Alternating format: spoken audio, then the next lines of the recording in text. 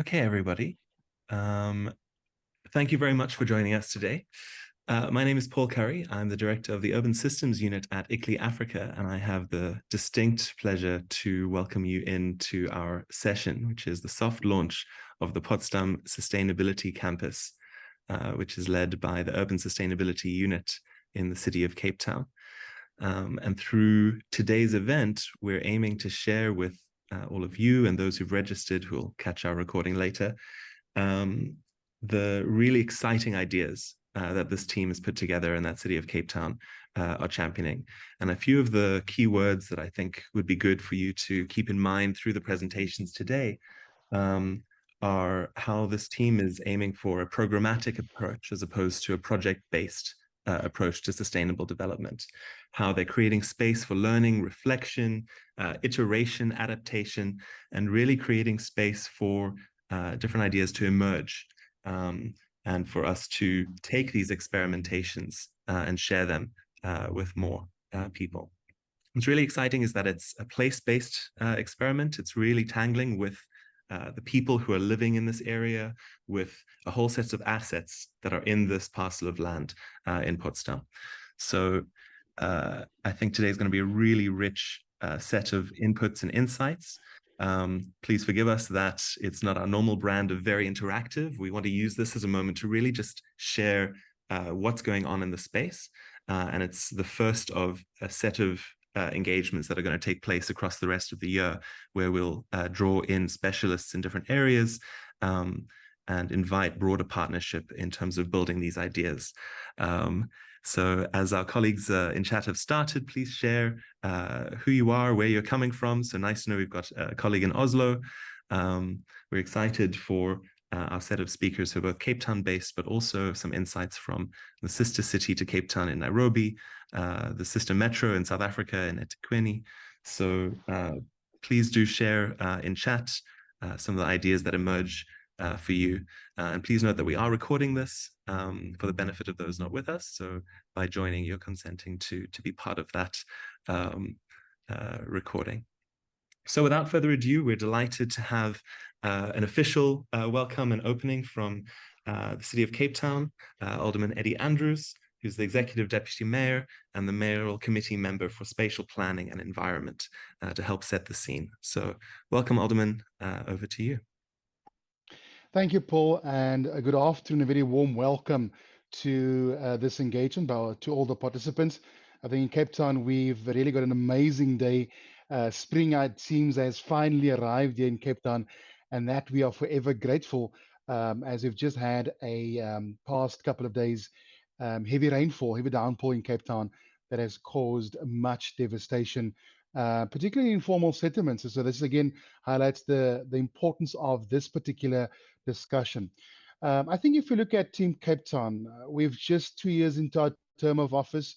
We have adopted our integrated development business plan, our IDP, at the beginning of the year, last year rather, and we've put together this vision for Cape Town to locate Cape Town as a city of hope and hoping to inspire what that shared future should look like, but also underpinning that to ensure that people's quality of life is improved meaningfully over time.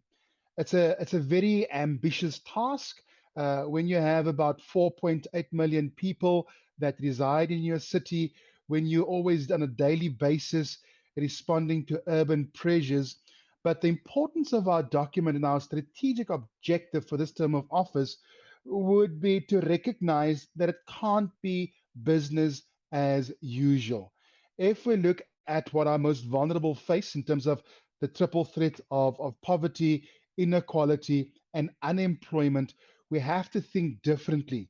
Each one of our 33,000 staff complements has to appreciate the very important task or role that they have to fulfill to contributing towards that objective to improve the quality of people's life meaningfully over time.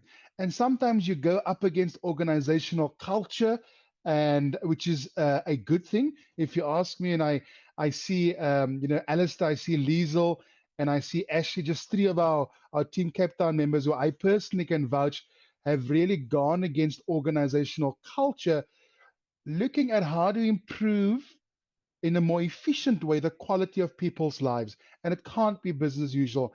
And that's what excites me about this particular engagement interaction here today, because it highlights our absolute desire to not prescribe to communities what should happen in the communities. If you want to upskill individuals, ensure they're a lot more employable, if you want to reclaim public open spaces so that they could be used recreationally for that particular purpose, and if you just want to shift paradigms in communities, you can't do that if the culture is not right.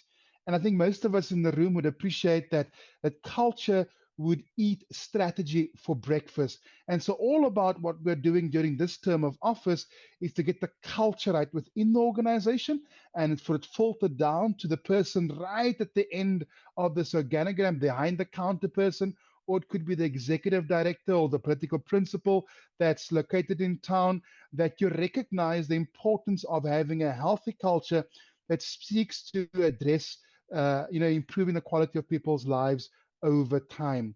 And that's how, in a meaningful way, I really believe personally and professionally that we are able to do that.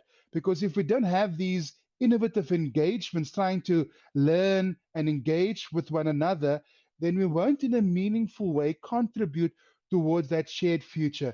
Because that shared future that we are all a part of and all trying to contribute sustainably to, it has all of us located there. And so we all have a meaningful role to play, and we must learn from each other. We must share innovative ideas. We must really swim upstream. You must fight against organizational culture. And if you err because you've tried, then that's okay. And I think with regards to this particular engagement here today, it encompasses all of that.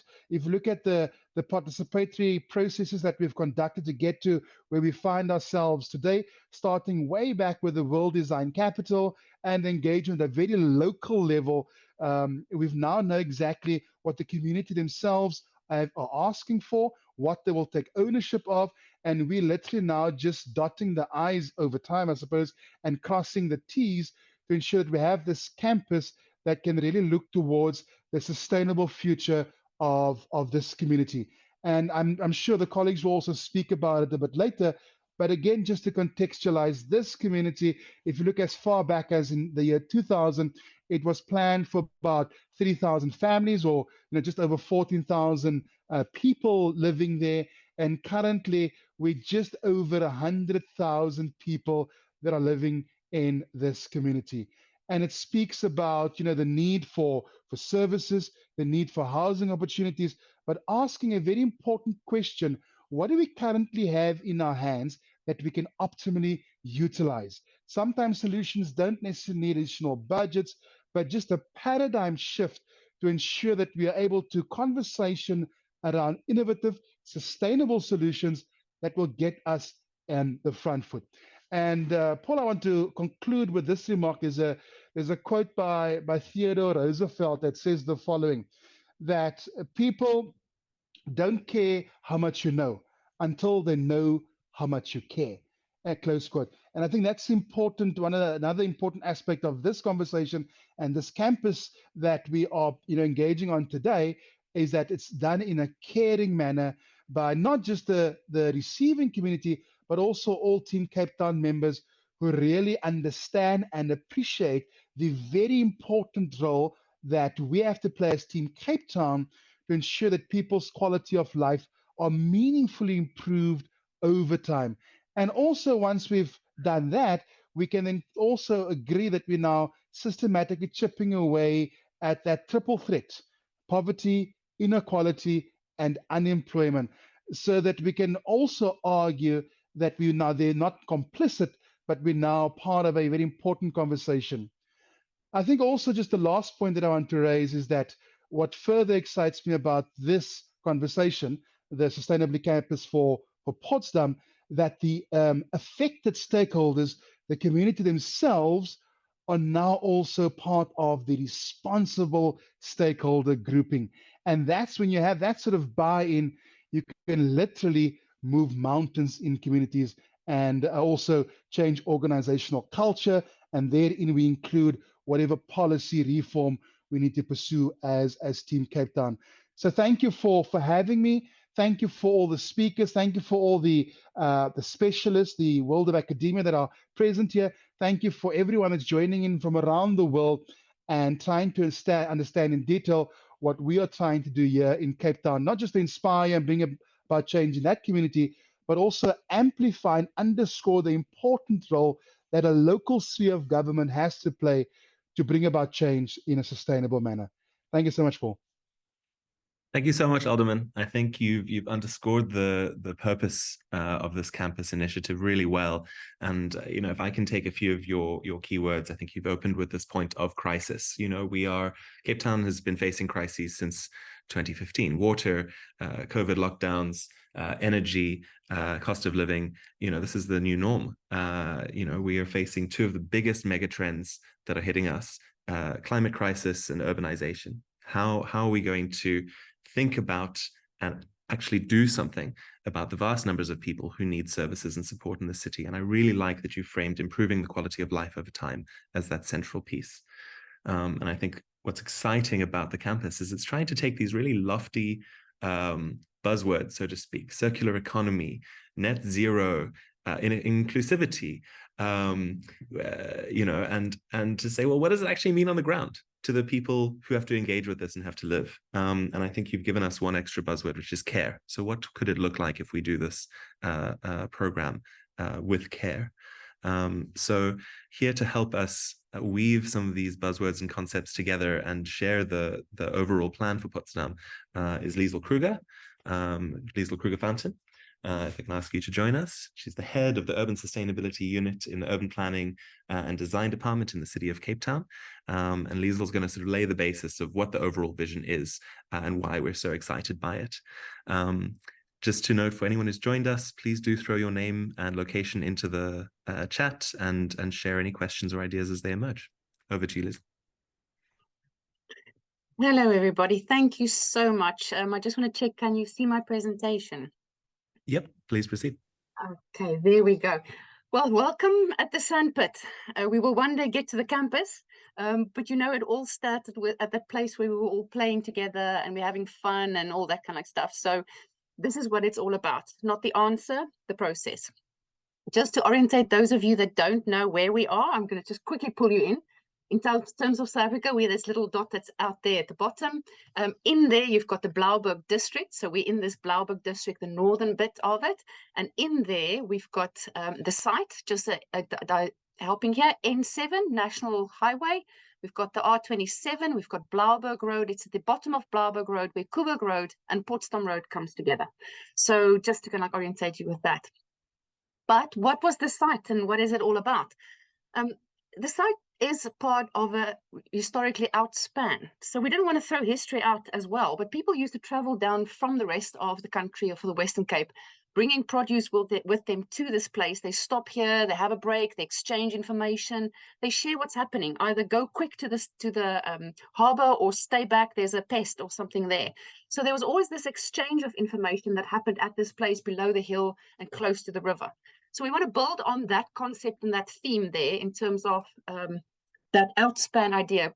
Previously, people would change a horse here and say, share mine.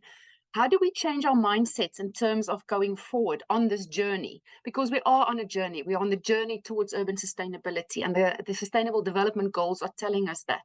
And the whole point here is that's not just one thing. It is actually the kind of combination of all of them.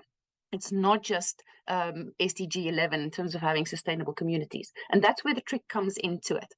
If you look at the wider context as well, because that's the other thing that's needed, it's not just a point. It's actually systems thinking. It's integrated systems thinking, thinking about the wider picture, the bigger picture, and how they can help us to understand what certain locations and certain things actually have and what their impact could be. And therefore, kind of we start thinking about making those, as Paul said, the circular economy, climate change, resilience, all these words actually real. If we bring them down to site and start asking, what does it actually mean for our communities in a place where actually, you've got more problems than you've got answers at the moment. So just to kind of give you the background, and I think Alderman has kind of like alluded to that, it's working for a few years in Dunoon and seeing what is actually happening there and the incredible opportunities that actually brings, because this is where our city is heading to. If we think about the people wanting to make a difference with their lives, everybody wants to empower and come to our cities. So Dunoon was planned as a post-apartheid community, beautifully laid out for around about 3,000 families. But by around about 2014, we found that there was over 80,000 people there already. So it attracts people. The city and the site is attracting people. And that is a growth way beyond what planning can cope with. So it's not bad planning. It is the speed of in-migration that we have to cope with. And these people are all here to kind of like find a better life. So how do we help with that? Part of that in-migration, this rapidness, is overburdened infrastructure. And it is just what comes from this amount that's happening there. So between 2012 and 2015 and onwards from there, we worked with the community of Dunoon, finding out what is going on in here. And it was really interesting to learn from them what is happening in Dunoon. And you can see here behind me the Dunoon Library that we have built since then in Dunoon. The key thing that came out of this was for us 3 strategies. Liesl, Yes. you're racing through, which is fabulous in terms of timekeeping, but you have plenty of time. So you've got such fabulous imagery to share us. So just okay, good. Pleasure. So 3 strategies that we have in terms of the built environment, economic vocational development, and crime prevention. And the key thing that we learned here was actually that middle one is the most important, because we keep on proposing built environments and crime. We know all these other things, but how do we actually get communities to empower themselves to kind of like really get to this point where it's not just government providing, but it's actually communities being really resilient and self-sustainable. And that empowerment is really critical. And we developed a learning and innovation precinct. And again, there's the library that actually started becoming that point where people can actually come and learn from. The wife that's doing a little bit of agriculture in her back garden or in the shack can actually come and learn how to make it better. And agriculture is more than just that, it's business.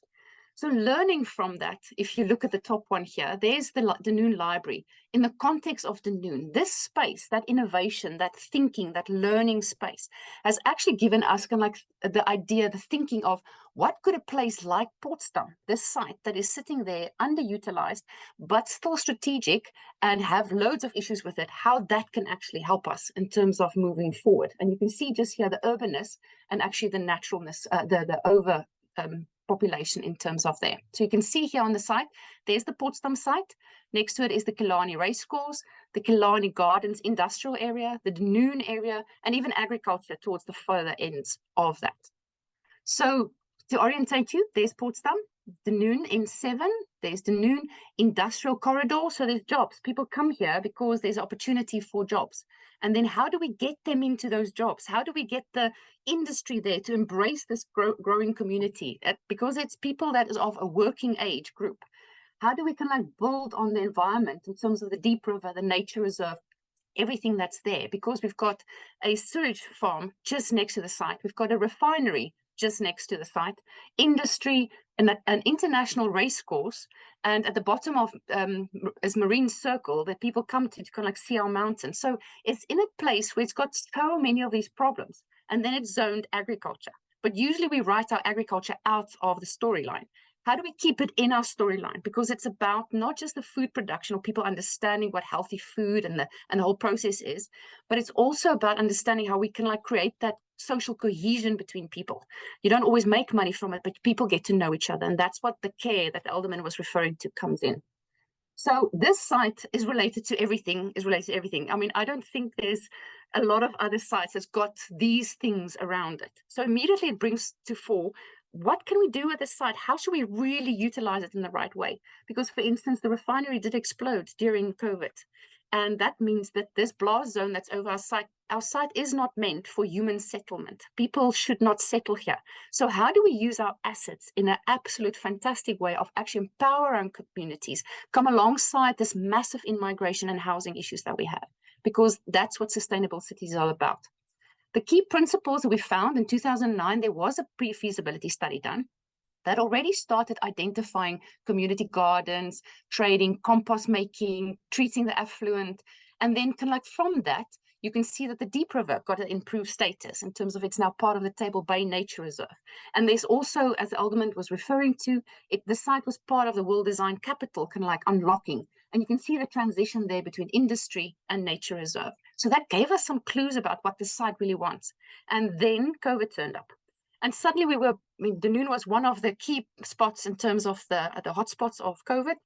And suddenly this realization of how local economy works suddenly came to the top of our thinking. How people actually get to food, how they actually stay sustainable, how resilience could work, etc. And it just kind of made us really think about the importance of having a site where we can experiment, where we can train, where we can educate in terms of helping our communities to really be resilient, not just have it as policies and expecting everybody to know, but really finding out what it means on the ground. So if you think about agriculture, we usually think about the big farms, and in Cape Town, you've got these big areas or the Philippi horticultural area or whatever. But how does Blaauwberg or Tableview contribute to that sustainable economy? How do we produce things here locally for us? How do we keep that as part of our circular economy? We found that in Dunoon, under the power lines and in Joe Slovo, people were actually growing export mushrooms in their shacks. I mean, that already shows you that how people can work with what they have in their hand. And how can we promote that? Because through that, business empowerment can happen. How can we use Potsdam to teach people, more than one community, but all communities, not just the poor, but also the rich, about how they could utilize that back garden of theirs? How can we actually start buying from each other, locally produced, good, healthy food? And how can we actually showcase that to the rest of the world during the Red Bull racing at Marine Circle, how a chef can cook food from Dunoon? I mean, it's due north. It set the stage, it sets the compass for us in terms of how we're going forward. But that Potsdam site becomes this fulcrum, this knuckle, where things actually start coming together. So the sites strategically have an important role in terms of that. Just bringing you back in, here's Blaauwberg Road, there's the site, the racing park, the industry, the refinery, and the sewage works here next to us. There's the N7 running. So you can see where the site location is. If we zoom in a little bit, you can see there's a floodline, 100-meter floodline. We've got the public transport interchange. We've got a waste facility already on site, an equestrian center, a sewage spillover dam, and the rest of it zoned as agriculture, but not fully utilized as we would like to. So on the left-hand side of the plan, we have more the natural area, the sort of deep river, the environment, how do we biodiversity? If we say that's one element of real climate change action, what do we do? How do we experiment? How do we try out different things so that we actually can come up with ideas, empower communities, bring them here to learn about cleaning the river because it pollutes the sea? How do we think about that? On the other side, we sit with industry, we sit with transport, mobility, this sort of busyness. And that already starts giving us clues about how this site wants to be developed. I really believe in the fact that pushing something on something is not right. This site is giving us clues and we're learning from it what it wants to be. And I think that is what our society, what we need to do as well. To force uses in the wrong places is actually not sustainable. So just look at that. There's an urban zone, a transition zone, and a natural zone. That's interesting. There's also the waste zone, from waste to horse waste. What do we do with the horse manure? Agricultural zone and movement from either the PTI to the river or sewage. So putting them together, overlapping each other, and with agriculture at the heart of this, we really come up with a kind of like a logo, a design principle that start telling us that the site is actually this combination of everything. And if you think about the SDGs again, it is that combination of everything, the integratedness, the on the site showing how the different elements working with each other, from waste as an asset, not a problem, from transition and mindsets, from people coming here, seeing it, celebrating it, to kind of like movement and agriculture. And then the kind of like importance of flow, either through traffic or movement and public transport, to kind of like the river. So how does that work? Because where else do you get from a racing course to public transport or from industry to a nature reserve? Let's try it out. And this gave us this idea of a sustainability campus, a place where we could actually think about how we're going to go into this next world, this new world, this thing that is changing so rapidly that none of us understand what it is. We don't know, do you? We're all figuring it out as we go on. But we want to make sure that agriculture is the first chapter of this story. And that's why we made it chapters, not phases. And very quickly you realize that there's different chapters in the water, and everything is working together and following each other and actually building on each other. But it's a program within programs and then only projects. This is not a red ribbon, we're going to cut it, we've done it, and we move on. We need to be busy and actively on the site for the rest of our lives, because that's the only way how we're going to keep ahead of it, or actually make sure that our communities stay with us. So from that, 7 objectives was identified to demonstrate and showcase what this sustainability really means, to unpack carbon neutrality, to look at transversal and sustainable partnerships. I mean, here you are today. You are part of the partnerships. Empowering local communities to understand what all of this means. If all our houses need to be carbon neutral by 2050, I don't know where to go and find out, and what should I do? So as a citizen, we need to know how we can help government to kind of like sort of fight this battle that's coming towards us, creating a learning environment. If we don't learn, we don't move forward. And it's not just about receiving.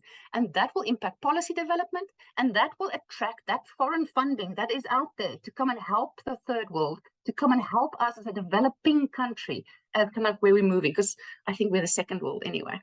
So there's a sustainability campus, a living lab that we're creating. We've done some concept designs and thinking, you know, how we can put this together. Agriculture is our first chapter, and moving on from that. And those are just ideas. So is it policy and strategy aligned? Yes. The incredible thing is, I think because we speak to the heart of what placemaking is, what city making is, and what all these things are, it is incredible to then go to the IDP, the Integrated Development Plan for Cape Town, and notice that, and I'm not going to go through it, it actually ticks every strategy on this, in terms of this. And it speaks to that program that and here's how I can like splur, of providing a city-owned exhibition platform or living lab to experiment and through large array of sustainable practices, materials, technologies, where the city can physically demonstrate what impact of these innovative things are, because usually we have these things happening in different places, and the private sector said, how can I help you? But they can't get involved in all of our processes. How do we create a place where we can try out a new tap, a new type of waste treatment, etc., on a small scale, and figure out how it works, so we can roll out that which work and keep those that doesn't work off the next project? So it's cross-departmental, it's learning, it's about prevention rather than cure, and it talks to all these kind of like influencing of people and places. And it speaks to economic development, empowering our people, using our amenities to have a resilient city, spatial integration and collaboration. It's in the district plan, so therefore we know that we've made sure that this flagship carbon neutrality campus is there. It can be hooked too, and it speaks to all the others. It's also in the climate change action plan in terms of a pilot project for sustainability and carbon neutrality. So this program going forward, we're going to work it out with you guys. We don't all know, but at the moment we're promoting and using this to kind of like figuring out what's going on site. Then the medium term will happen in terms of the education that we could use this place for, that everybody can learn from, and the different chapters that come from that. And later on, we will move towards this campus. Imagine the faculty of waste, or the faculty of mobility, or the faculty of river systems. It's about learning. And what if the community from Dunoon can actually attain a degree at the Potsdam campus related to another real proper university, and actually empower themselves because they can't physically go to the real universities. We just dropped this on the site. You can see the ideas in terms of saying, you know, the mobility area, the waste facility, there's opportunity for the Coburg Road that possibly would be extended through the site, and how that could happen, the agriculture in the middle, and the natural area, how that's going to work. And again, we don't know all the answers. We're just trying to kind of like put it on a map, try to see what it means, what fits, what doesn't fit, and how these uses actually start impacting each other. We also were able to kind of get consultants to assist us in terms of finding out what the baseline information is, what we're doing on the site, what is the infrastructure that's there, is there water, is there good soil for farming? And actually there isn't good water soil. So we have to first create compost to kind of like get this soil to be better so that we can produce it. Which brings us back to systems. It is about understanding how that whole system works, not just one part of it, and we're showcasing it as we're learning. Here's some of the things that came out of it: the Coburg Road, thinking about sustainable drainage systems, etc. We're trying to just figure out what is the canvas that we can play on within that space. And through that, we will develop a framework and figure out what to need to do. But at first, we need to establish this discourse, this thinking together space. And I love the fact that you're all here, because that's what we need to start doing. Think in one place just for a little bit, because I think everybody is thinking in different places, and therefore we do not see the cumulative impact of our decisions, of our thinking, of the impacts of our communities. And part of that is then this learning, evaluation, and moving forward in terms of the monitoring of that. Some of the key first principles and ideas could be site security, the waste to compost, how do we think about biodiversity, the water hub, the box yards, and Ashley and them will tell you later on about this. But it's working within the agricultural use and the zoning and seeing how much we can actually get this farm to be working so that we work it towards eventually the campus. Because how do you utilize waste incentives and movement in terms of what's happening here? There's a buyback center on site. People could reuse materials. So it talks to the circular economy. How do we, that waste to compost process, if you just look here in terms of collecting the waste, processing it and promoting it, that's the whole principle behind it. We don't know the details yet, but how can we kind of look at that? How do we look at water? Water from the industry flowing down to the river. How do we utilize the groundwater is salty because we're close to the sea. Can we utilize sewage water, rework that? What is the answers in terms of really a sustainable town in terms of moving forward? And as we all know, energy production with this agriculture, etc., and how we showcase through our technologies what the different opportunities could be out there. So linking it back to Dunoon, and this is sort of ending off, is because that's what's important for us. We've learned the lesson in the Dunoon library. We made sure that that building could be extended too. It's not finished. As you can see here behind me, the roof is not finished yet. But how can we work, and every asset that we have to sweat it double, triple, because that's what sustainability means. Your house is actually an asset. How can you utilize it, either food production, waste, etc.? And how can we teach? And how can this site in Dunoon link back to Potsdam, where people actually literally have to live it, and how can they come and learn it? How do we utilize the wider opportunities in terms of sustainable water and energy generation and waste, and etc.? How do we think about key places as actually exhibition space for all of these things? And bring it together back to that integrated system thinking of how Potsdam here, the site, sits within a wider context, and how we utilize urban agriculture as the catalyst to move us forward. Landing this vision, Alistair will tell you a bit more, and then in terms of the work that they've done, Ashley will tell you more about the work that they're busy with, and how we really partnered with some key people. But in the end, it's about from sandpit to campus. We really want to be children again. Although we're all grown up, we need to think, get our heads to think differently, to think about that possibilities, not the realities of it, because it's only by aspiring for the different futures that we can actually make something happen. We want putting this forward as a place to play, but it's important to also understand what education and learning is. It's actually that circular economy. You can get our society going if we start understanding how that really works, because the picture is a bit sort of all kind of like confusing. You remember that little game that we used to play? How do we move the blockies that we have so that we can actually get the picture that we want to see? And we have to do it together, because that's the only way we can have the city of hope. And we have to do it together, because none of us really know what the answer is. So I thank you, and I'm looking forward to working with you all. Thanks, Paul. Thank you, Liesl. I don't know how you could watch that presentation and not be infinitely excited. I think for all of us working in this space, seeing these ideas brought together, all of the broad framings that we use very offhand, we're trying to place them. And it's been really fabulous being on the periphery of this process and working with the Urban Sustainability Unit to see how they're making sense of this, and particularly trying to ask that question over and over. How do we actually do this? How do we do this? And the answer that came out is, well, we have to partner.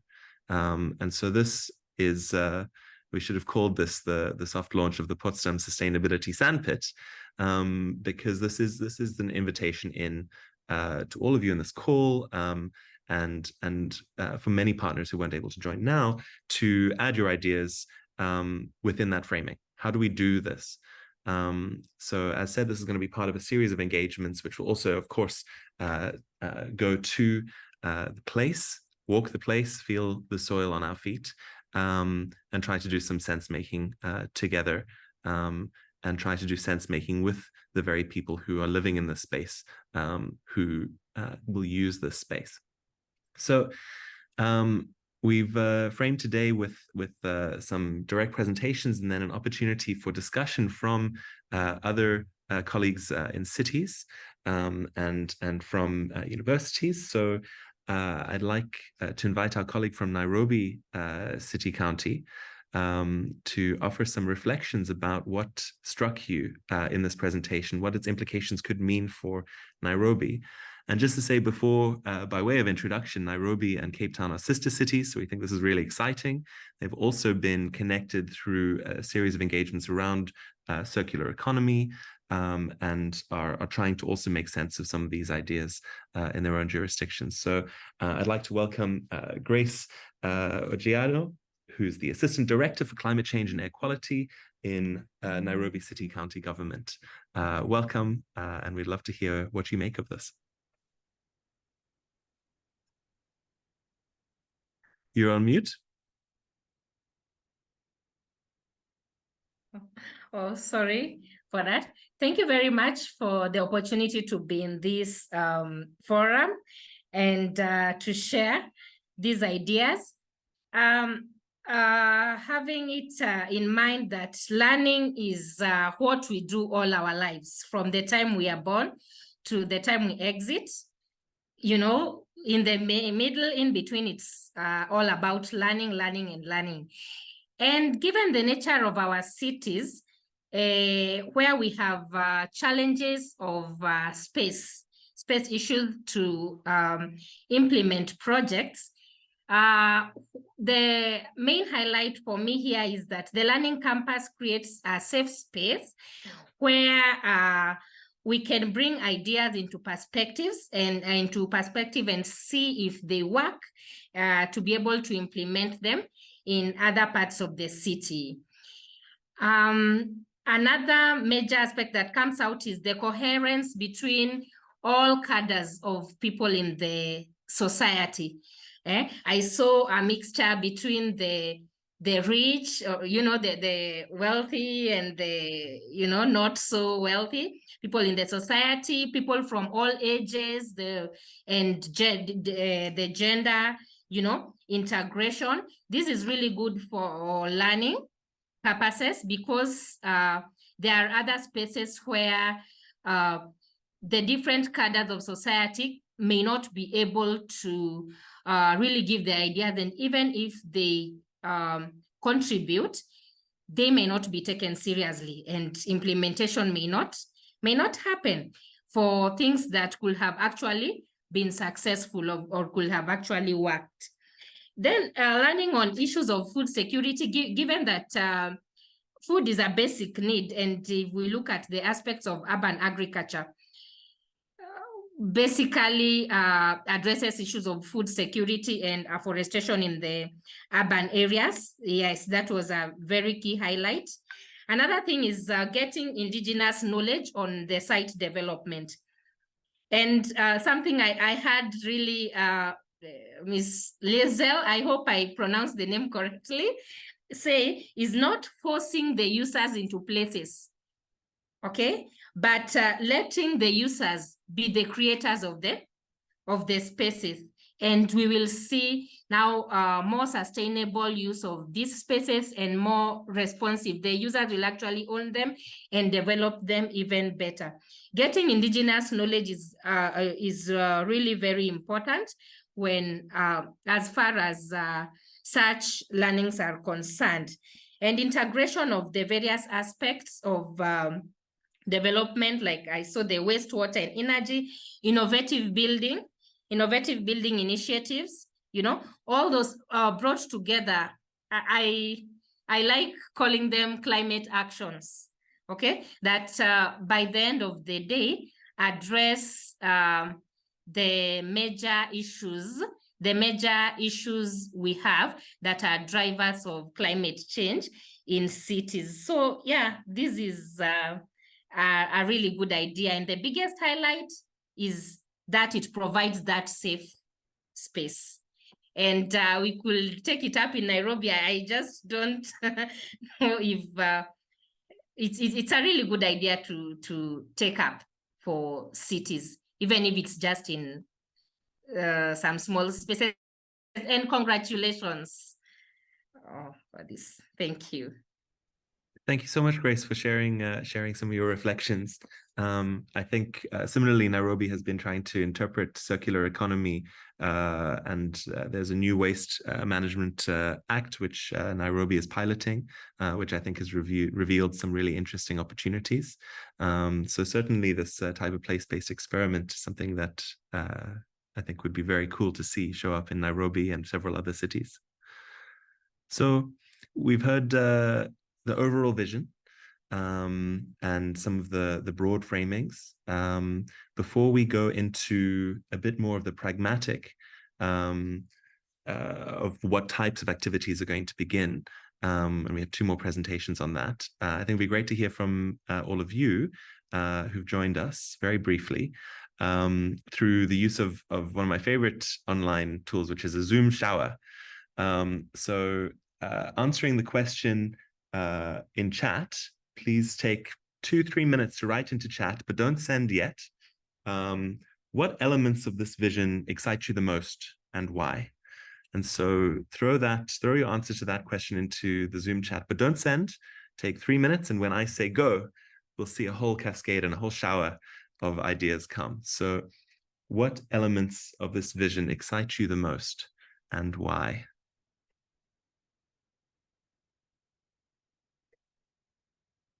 And I'll twiddle my thumbs and not speak, which I always tend to do when there's a gap. So take 2 minutes.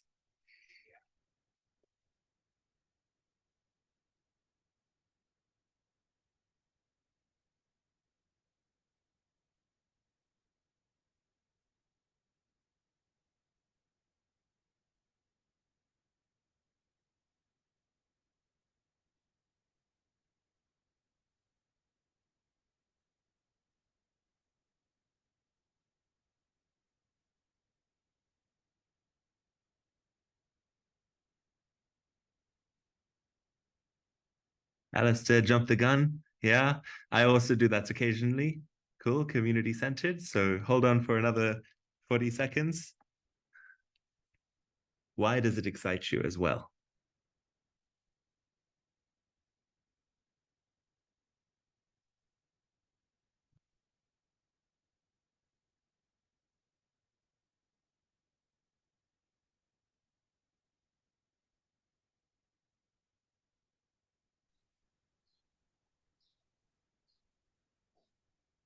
Okay, I think people are feeling ready to send. So on the count of 3, let's go.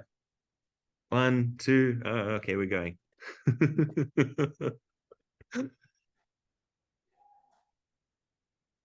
I really love this. So to see some of the ideas, we've got creating a test bed for innovators at own risk to test new products which could change city thinking in future. For the first project on the grounds, we can see these ideas in action, moving towards nature positivity, community-centered, creative opportunities, the localized engagement. We want to see the city being committed to a key space in Cape Town, maximizing its potential for nature conservation and people integration. Systems and multidisciplinary approach, localization community approaches, testing and experimentation in relation to lofty concepts. The future is exciting. We want to see community-shaped and informed solutions to improve quality of urban life within the context of sustainability, rekindling a childlike attitude to learning and discovering sustainable solutions, localization, community empowerment, human-centered is the future. So imagine the narrative we'll be telling when we meet again in 5 years. That's a great one. Openness to experimentation with new, more sustainable approaches to building community. We need to change the way we're doing things now. PPPs and self-reliance. And it takes a different approach to urban development and placemaking. Thank you all for sharing this excitement. So how are we going to do this? How are we going to take these ideas and see them on the ground? So to answer this question, not holistically, there's still so much space, literally and literally, what's the other one? And figuratively, thank you, to imagine the space. But just 2 interventions that are already in mind and that will be proceeding are going to be presented by colleagues in Cape Town. So the first is, how are we priming the site? And so for this, we're going to invite Alistair Graham, who's the head of the Mayoral Urban Regeneration Program, Technical Support for Urban Regeneration, to share some reflections on one of the activations of this site. Over to you, Alistair.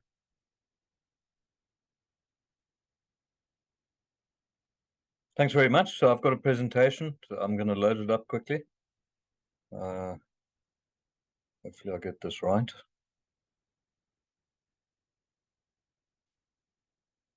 Okay, just give me a second. Share screen.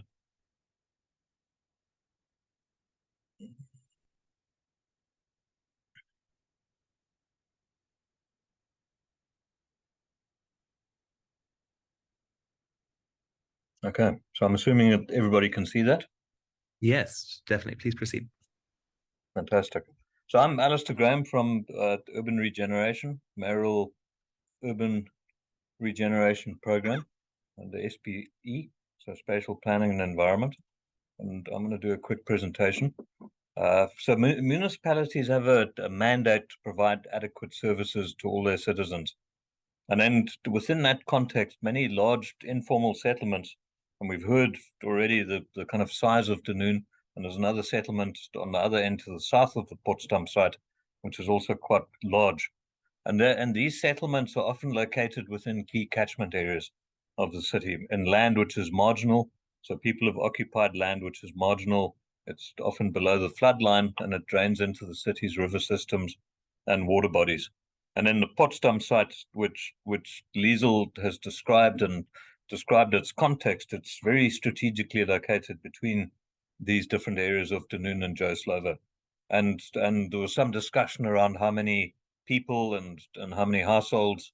So there's probably 60,000, in the region of 60,000 informal structures. So that's amongst the biggest informal settlements within the city of Cape Town, within the metropolitan area. So historically, we've implemented urban regeneration programs. And this is a slide from VPUU. So this is violence prevention through urban upgrading, which I was responsible for as well. And it's just around the methodology and this area-based type approach. And there's a lot of key words in here which are really important.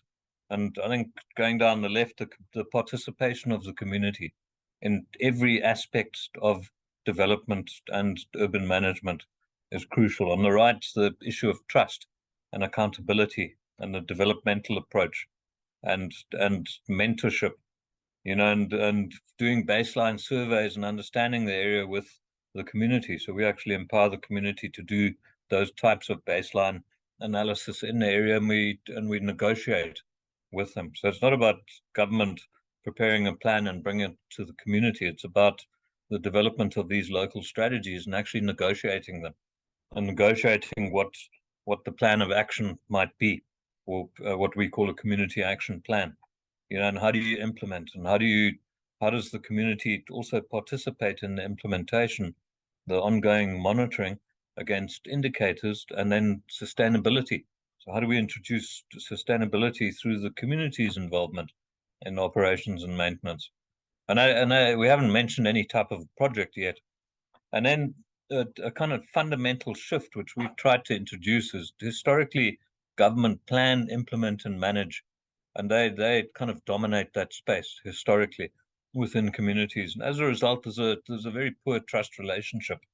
And what we've tried to do is to shift this towards the community, so that the community plays a much larger and more important role in planning, implementation, and management. And that's obviously goes hand in hand with this concept of negotiated solutions. And the point needs to be made that there's many areas of consistency where we might have adopt an approach within neighborhoods or precincts within the city where there's a consistency, but there's also uniqueness to many precincts. And I think with the Dunoon and the Potsdam precincts, it's sitting on the edge of the Diep River. So this is a very important catchment area. So it's a very kind of strategic space. It's on an activity corridor, and there's a lot of informal residents there, and it becomes a when you think of urbanization, these are the reception areas. This is where people are arriving into the city, and there's many spaces like that. So at the moment, we are trying to catch up. And the question is, how do we almost get onto the front foot in partnership with the community? So I'm going to use an example of a couple of other informal settlements and what we've done there. And with the understanding that we're partnering with Liesl, and we're starting to work with the urban sustainability team towards introducing a couple of the things which we've uncovered certainly within Lotus Park and Monrobisi Park informal settlements. So this is the Lotus Park informal settlement. It's much smaller than Dunoon. And if you look at this map, sorry, I'll just turn this thing into a pointer. So this little map on the left here, so there's a big railway station here. Obviously, the rail corridor at the moment is not functioning, but when it is functioning, that's the Nyanga Junction.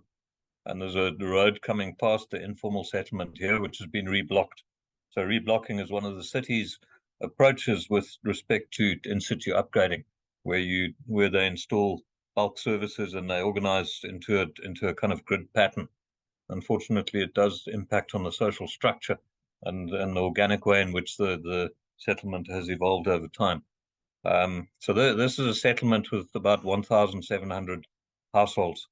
And what we've developed here is a kind of integrated service center at the entrance to the informal settlement and on the main pedestrian spine, which runs into the informal settlement, and it's within the station forecourt precinct. And there was a comment which was made around space and safe space.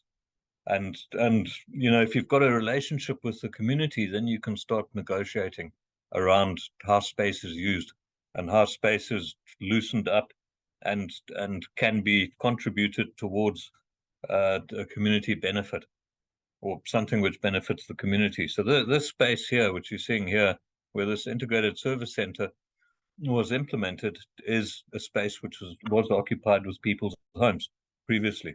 But we built a relationship with the community and we were able to negotiate with them. So we had a holistic approach. What we've done is we've worked with the community. They are managing the enumeration in the area. We've set up a GIS station within the midst of the informal settlement. They are doing the enumeration. The enumeration is done live. We call it a community register. And there are local people who've been trained as GIS practitioners, and they're monitoring many aspects of life within the community, within this particular integrated service center. And it's giving the city a lot of data. So we had a number of Maker members visit the site, and the one comment which was stuck in my mind was when they saw this mapping and the GIS station and the data which was being managed by the community, the comment was that, okay, so we know now how many people live here, and we know what services to bring into the area because we've got a grip on exactly the number of people and their status who are living in the area. And we heard the comment from Liesl earlier that, we're not 100% sure how many people live in Dunoon. And, it could be 200,000 and it could be 60,000 households. So, how do we get on top of that type of information from a data perspective? Then what we've done within this integrated service center and our partnership with the Lotus Park community is we've started organic waste collection. And we've got QR codes on every home. And what we're doing is we're monitoring the volume of organic waste which is being collected in 25-liter buckets. The community is growing bokashi. We're treating the organic waste with bokashi, and we're delivering it to the integrated service center on a daily basis, and it's getting taken away to a composting plant. Some of it's being composted on site, and it's feeding into an urban agriculture system. And what we've got here, what you can see is one of the reblocking blocks. We are able to monitor who's participating from a household point of view within this organic waste approach. And I'll come back a little bit later to how this is incentivized, and how it's becoming a norm from a behavioral point of view within the area. So it's become part of people's lives that they are thinking about things like organic waste and diverting it away from dump sites, for example. And what we're able to do through this monitoring is we're able to set targets with respect to participation. We're able to set targets with respect to volume. So at the moment, we're on about 100 tons per week, just broadly, not just on this site, but within a couple of sites across the city.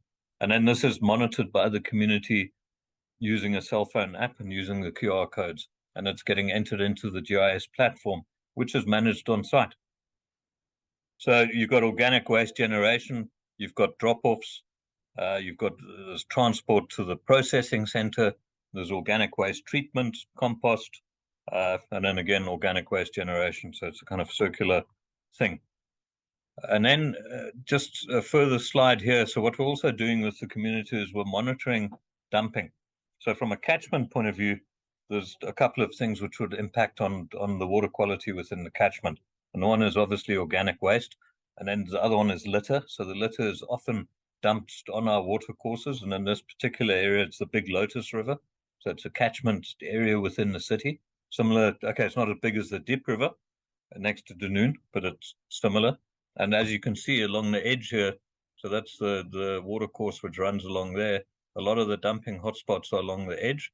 So we've got community members who are monitoring dumping, and we're organizing regular cleanups, and we're using our expanded public works program so that people are earning a stipend in order to keep the area clean. And it's augmenting the city's urban waste management system. So that is reported on also on a weekly basis, and we're getting monthly reports. We've also developed a cell phone COBO app where we're starting to monitor the state of public infrastructure, and we call it Check It. The cell phone app is monitoring the toilets, the taps, the lighting, and the dumping primarily within the area. And we're able to monitor whether it's working or not, whether it's broken. We've got teams on site to do the fixing, and we're able to have a quick turnaround time with respect to the working of that crucial public infrastructure. So we've got almost a 24-hour turnaround time with respect to the maintenance and the reporting on public infrastructure.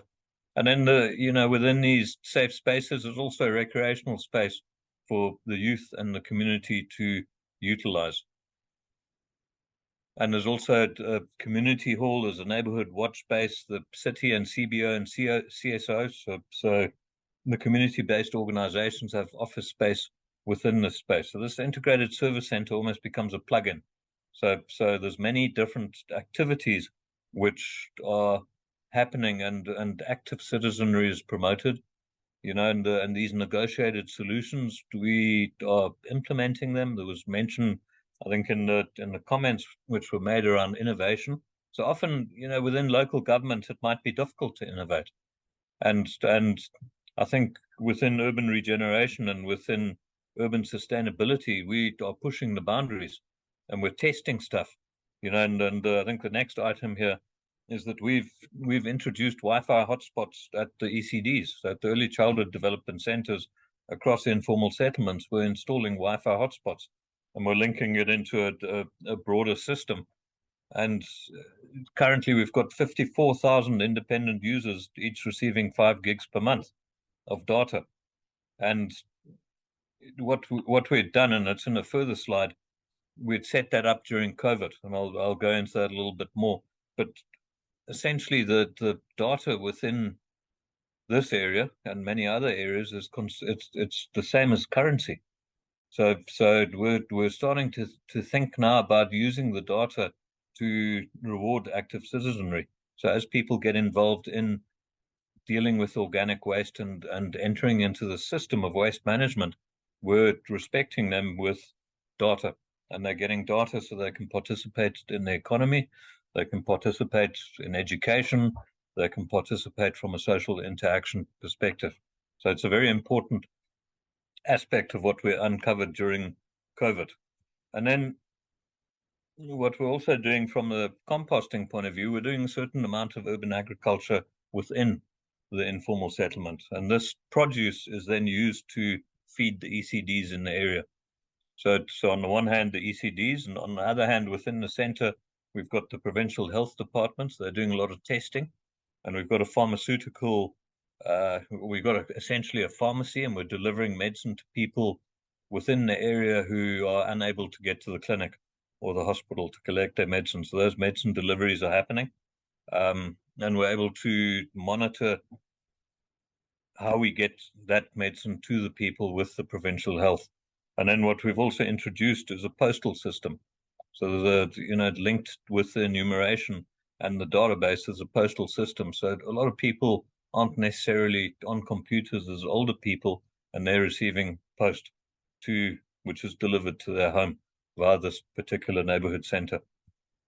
And we have a very strong focus on early childhood development. So there's an early childhood development hub within this facility, and we work with the Early Childhood Development Forum, or the ECD forums in the area, and we're supporting the various ECDs which the community are running.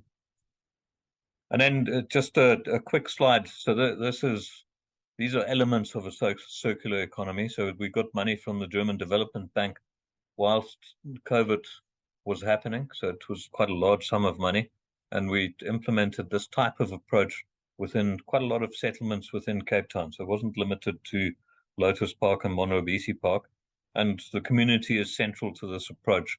And the collection of data and the community's contribution towards data was particularly important. We introduced a voucher system. The voucher system was linked into the spaza shops. It was underwritten by the G.G. Murray Trust. We made sure that pregnant women were fed. We were collecting that data from provincial health. We had a very strong focus on early childhood development during COVID. From an economic perspective, the ECDs had virtually shut down, and they were in a kind of catch-22 position. People weren't at work. They couldn't afford to pay whatever fee there was for their children, and the caregivers weren't receiving a salary, and the owners weren't receiving an income stream. So there was a kind of blockage within the ECD system within the areas. So we injected investment into that ECD economy. We looked at food gardens, similar to what I've shown you in Lotus Park. We looked at food kitchens. We introduced the Wi-Fi. So this was the point at which we introduced the investment in Wi-Fi and the concept of people starting to become more active from a citizenry point of view and starting to look at incentivizing, accountability, inclusion, partnerships. I've heard most of these words in the previous presentations and the comments. These are things which you need to spend time on, and they're not that easy. And there's a lot of investment which is required to maintain issues of inclusion, partnerships, and accountability. And then what we also do in the areas, and I was glad to hear about safe spaces, we also do a lot of analysis around safety and where violence is happening within communities. And this is just a different area of the city, and where we've engaged and we've done rapid urban appraisals and engaged the law enforcement agencies, and we've started creating these point density maps around different types of crime, and this just illustrates murder. And I think the one of the key learnings that we have from this is that a lot of violent crime is happening around public infrastructure. So that's the railway station, Nolingile railway station. This is in Khayelitsha. This is the taxi rank. That's a bridge over the freeway and a certain key intersection and public routes. So what we're finding is that there's a lot of violence happening within the public environment for which government is responsible. And it's telling us that urban management isn't in place, and that maintenance and management of public facilities is not in place. So yep. If I can give you a nudge on 2 minutes left, please. Well, I'm almost done. And we look at gang boundaries and the perpetrators of the violence. We're monitoring. This is a particular shot spotter technology which we've used, which is monitoring gunshots and the incidents of crime. We're looking at lighting and how does the lighting correspond with the urban environment, public space, and where the violence is happening. So these are all issues which are facing Dunoon. So from the community partnerships, understanding from a kind of social and situational crime perspective, how you might intervene in an area to introduce safety and involve the community in that process. And so I've kind of touched on a couple of things. I think that from a city perspective, when we look at working within informal settlements and we look at in-situ upgrading and we're looking at dealing with urbanization, what we're missing out on is the people aspect. So we, as a city, we've got a very strong approach with respect to infrastructure investment, but that investment in people and the formation of partnerships and inclusivity, that requires probably equal or more resourcing and people as infrastructure investment requires. And we haven't quite found the balance yet, which could be introduced. We're hoping that we can introduce that type of balance within Potsdam, Dunoon, Jooslovo, within that broader region of the city, using some of the learnings which we have uncovered. I'm going to take about another 30 seconds. So this is Monwabisi Park. I think the point here is that we've got water taps. That's how generally the water taps are looking within informal settlements. We've upgraded these taps. They're unhygienic at the moment.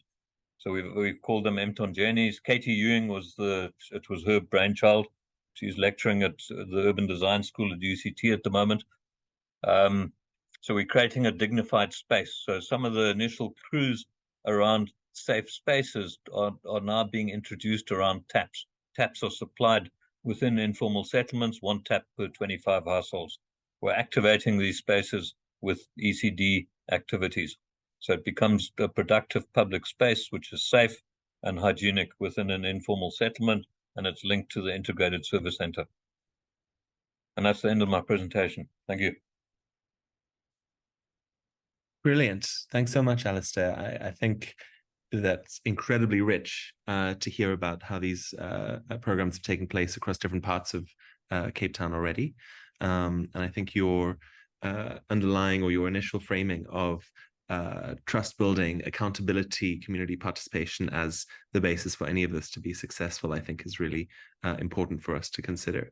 And I think what struck me, amidst many different types of themes, is how they can all be related with a few interventions around data and participation in understanding what's going on in these spaces, around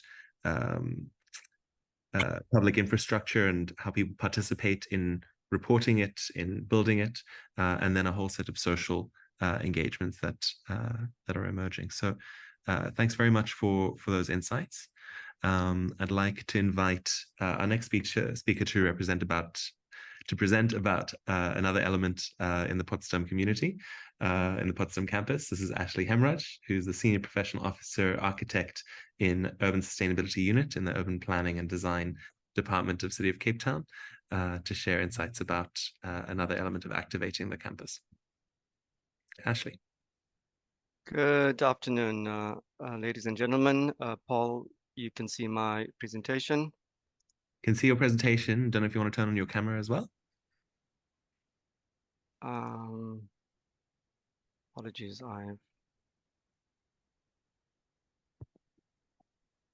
There we go. All good.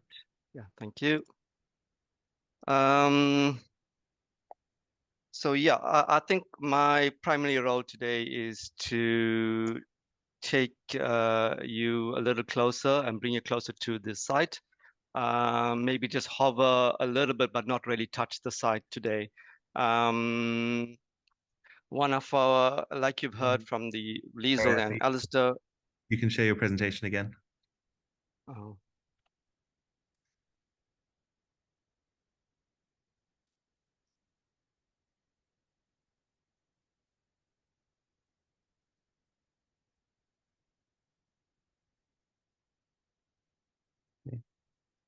We good, right, Paul?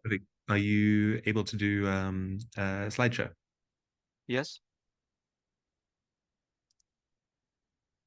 Magic, we're with you. Please go ahead. Okay, thank you. Apologies for that. So you've heard from the previous speaker, Alistair and Liesel, and we have many visions. We have great ambitions, and how do we bring that to life? How do you prioritize? How do you activate? And who do you partner with?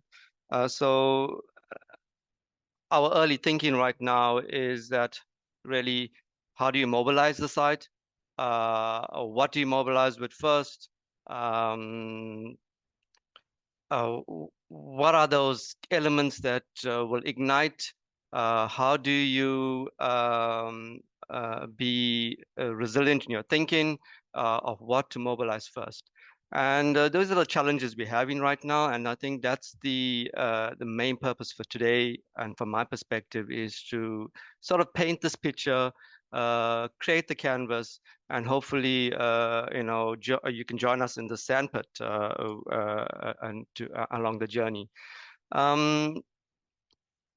Just a little bit a bird's eye view of the site, and to anchor a little bit what Liesl was talking about, give you a little bit more detail of these 4 anchor points. You can get a feel of the sense of scale, the area they occupy, a different perspective of this, and you can start to see that grid-light format coming to alive in a visual manner. Key elements like we are talking about, which are key opportunities for us, is the deep river that's running along the left-hand side of the screen here. We got a critical flood line, like Liesl has mentioned, and we got key anchor existing facilities on site. These existing facilities, like in any project you go ahead, you try to analyze its potential, whether it's the advantage and what sort of risk factor. We find right now that these are key opportunities for what we want to achieve and maximize on our journey. These sort of boxyard projects or activation projects is something that, again, key to mobilizing the site. We know that we need to implement something. At the same time, the vision needs to be filtered. We don't want to go against the thinking of sustainability, where we have a sense of urgency to implement, but at the same time, we have to move with caution. We don't want to find ourselves demolishing and creating a sort of urban waste because of poor actions in the future. But right now, we are thinking of positioning these sort of boxyards within these quadrants, as you can see, and they strategically position to anchor. Maybe one can consider the gateways to our site, and those sort of 4 quadrants in essence.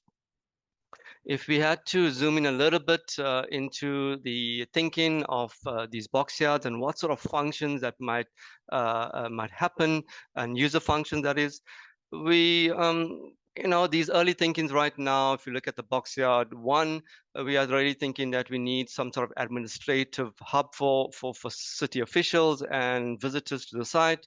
We're really thinking that the fresh produce that's going to be produced on the site will need some sort of value upgrade, and therefore the training kitchens, restaurants, shops sort of originate from that sort of early thinking. We are obviously thinking of office space, rental space. We also stretching that envelope a little bit further into this testing yard and experimentation and materiality, and how do you build sustainable. These are the kind of things I'm thinking about. Obviously, we are thinking about the semi and informal trade element. And one of the key things is air pollution right now, given one of our major the refinery being one of our major air polluters in that immediate area and community, the cause of a great amount of health illnesses. So the boxyard will have a air testing station. A boxyard 1 will have one of the air testing stations on site as well. Just to run through very quickly some of the actually, I don't need to run through it. I think you can read it, some of the early thinkings that we have on the other boxyards that will strategically position around the site. If we have time, Paul, we can always come back to some of those user functions later. I wanted to zoom in a little bit into Boxyard 1 because that's where we feel that we want our sort of eastern gateway to the site, facing the Potsdam Road. We feel that that will be one of the key approach elements to this site and activating this quadrant. We at the moment feel that that might be the smartest move. However, we would love to share and get your views on it. But right now, if you get on the left-hand side, the thinking is you get a sense of scale of this gateway. You can see the sort of 1,000 square meter footprint, what that looks like, and again, you know, the sort of user functions that might ignite this sort of Boxyard. The visuals right now, one of the key things in our architecture thinking, we feel that what must lead the brief, what should guide us is this idea of loose fit and long life thinking. Why we want to do that is that the vision is great. You've heard that we want to efficiently and effectively use the site, maximize every inch smartly. And then at the same time, we need to build infrastructure. And we all know that infrastructure has a tendency to, because of brick and mortar and cement and concrete, it has a permanent element to it. How do you build loosely? How do you build flexibly? How do you have a building that is there but not really there, that can adapt, be flexible, be agile? And that's something that I think is going to run through as a major theme and thinking philosophy through all the sort of architecture is going to happen on the site. Is the ability or adaptability in its approach, have a sense of permanency, but yet not permanent. Why? That resilient nature in 20 years, 50 years from now, we want a next generation to come to the site and to have this long life thinking. How would the next generation adapt the site to their needs? And that's something very key to sustainability and resilience, is how do we build now, but yes, allowing the future generation to pick up the paintbrush and sort of leave their mark. So we are very sensitive with that, and it's going to be a challenge for us from an architectural perspective and an urban perspective, but we are aware of it and we're setting that sort of early foundations in our thinking. Strong partnerships, and you know, Alistair is the master of this, where tested precedents. All of these are his sites at the bottom. He has taken you through his journey of other precedents around the city. So we got a partner, we got a landowner, a user department that's extremely experienced, have been through the fire and have the sense of reality and tested precedents. That's key for us, together with all the listeners and partners on this call as well. That is one of our key draw factor, is how do we implement tested precedents? How do we build that strong partnership, which will naturally lead us to this community-driven thinking and create this resilient and obviously, as our alderman talked about, our greater vision of a city of hope and a city that cares. So I think this is really key in down to a small project like a Boxyard that might be 1,000 square meters. We bring all of those thinking into the tiniest of projects and the largest of projects. So that's something that we are very aware of. So my presentation was very short, Paul. I hope I gave some time for Alistair. But in essence, I really want to conclude with the idea that we sitting our thinking is sitting on strong foundations. We are sitting our thinking on the cradle to the rebirth mentality. We are already thinking of upcycling and not even looking at the sort of recycling and the cradle to grave mentality. We really need to hit the mark on net positive thinking, and everything that we do here on the site must sit on that. The box yards, which are these ignition projects that's going to activate our sites, obviously have to speak to the greater global climate change action plans. We have to set that firmly in that quadrant. We have to, the projects will have to relate to the greater water system that we have planned for the greater site. We have to speak to air quality, which is a big problem in this context. Obviously, energy security, food security is obvious element. Mobility is something we take in very seriously as well, and all forms of mobility. Waste management is going to be the driving element, and then that social component, that job creation, that community mindset, and that caring element to uplifting the communities is going to be key. And obviously, under the umbrella of this loose fit, agile architecture, flexibility. Why? Because that is the premise of resilience, to be able to adapt very quickly in the future. So that's the key. Paul, we have a long journey ahead, but I think the idea was to frame our thinking and really start to create the foundations. And I think we are starting to put the right ingredients into the foundations. I will stop here, Paul, and I have a few other slides that in the discussion that I can put up later. Thank you. Fabulous. Thanks so much, Ashley, for grounding us with a sense of what might activate the site. I really like the tension between this thing of permanence and flexibility, and how do you create something that is taken seriously and provides legitimacy and provides strong services, but can also be adapted as needed. And I think that's a really nice theme. And similarly, you mentioned this idea of implementing tested solutions already, so using what's already working in other contexts. And I think Alistair's shared really interesting ideas there, but then also inviting people to come and try and fail and be comfortable in doing so.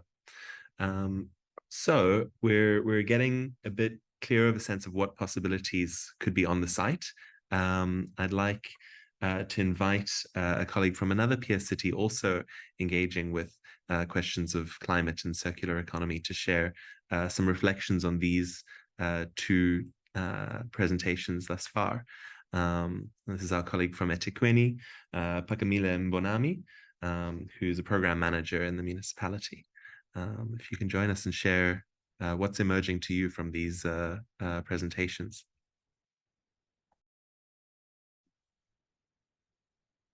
Good afternoon, colleagues. Paul, can you hear me? Yep, coming through well. Okay, great. I think just to just give a brief reflection, one would like to just kick off by just saying that, you know, Cape Town is a city. The way I personally view that part of the country is that they're quite challenged with environmental and sustainability issues, with issues of rainfall, water, fires, and so forth. But what has come out clear over the years is the resilience of the city to just deal with these matters head on. And as the city of eThekwini, we learn a lot from how they've responded to many challenges, environmental challenges that have come upon them. I think from that perspective, one would like to commend the city of Cape Town on how they've championed a lot of environmental initiatives. And this particular one is such a great innovation that I'm sure a whole lot of us will learn more from it, and looking forward to see how it unfolds, and we can also perhaps mimic some elements. And of course, each area is different in one way or the other, but the principles really are similar, because we're all striving towards a more sustainable future and how we've been doing things and how we've been building and developing needs to really change, and we need to adopt a business unusual, as the Deputy Mayor mentioned earlier. From Alistair's presentation, I think what one can say is that, yes, I agree with you, Alistair. In-situ upgradings are the most difficult because, of course, you've got people already living in that particular area, and how you maneuver with that development really depends on how well integrate your ideas and the ideas that come from the community that already lives there. So the whole concept of community action and negotiated solutions really stuck out for me. It is such an important element. It might slow you down because, of course, if you engage many people in the processes, your timelines tend to become longer than perhaps planned for. But one thing for sure is that you stand a better chance of having a very durable program or project in that particular area. So it's something that we all can learn from, and some of us have learned the hard way, in terms of how important it is that you involve the community, you negotiate solutions with them so that they can actually own the solutions that come up and own the activities that happen within their space. And that by its own self, it provides a safety element for some of the infrastructure that sometimes can be vandalized if not really properly integrated within the solutions that we provide. But I think some other element that I actually quite appreciated from their presentation is the use of technology to gather data and use that, and the use of locals in that process, and taking into consideration that, of course, not everyone might have a cell phone or so forth, the whole postal system as well. So that variety that sort of brings everyone together, I think it's a learning element for us. I was going to ask whether is this a privately funded initiative, or is it funded through the city's coffers? But I think I heard Alistair mentioning a German development bank somewhere there. And if it's entirely funded from an outside source, perhaps my question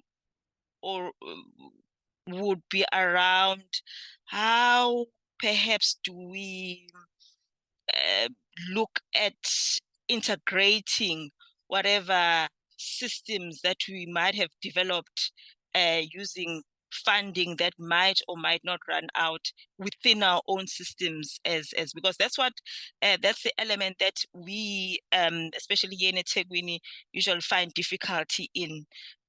We've had a program similar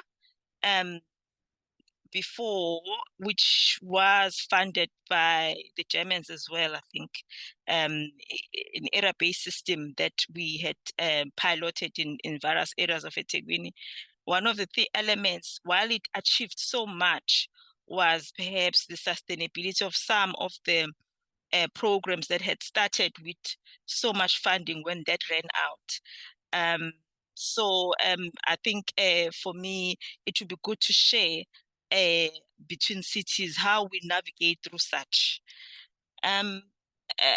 From Ashley's presentation, I think it's quite innovating, the whole aspect of box yard, and in that yard, just integrating all elements, because I could pick up the safety elements, the environmental elements, and the economic opportunities element in the little box yards in the area. And